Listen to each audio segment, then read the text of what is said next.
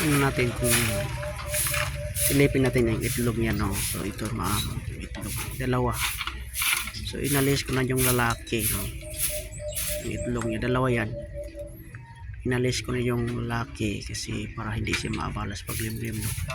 Para hindi mabiyak yung itlog kasi maliit lang yung kulungan nila. So yung lalaki ay bubulutan ng buntot kasi inalis ko dito, no? Transfer ko sa maliit na kulungan. Hindi man niya maiwan yung itlog kasi nandito na lang siya, no?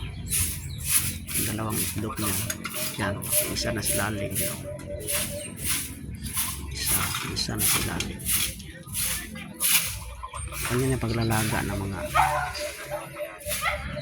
yung mga pag-breeding ng mga limupon. Pag mag-itlog na dalawa, so kunin mo yung lalaki kasi masimilya na yan. Yung hinahatak lang ng unang itlog ay wala ng similya. Yan, may similya na yan. Abot yan ng 16 days.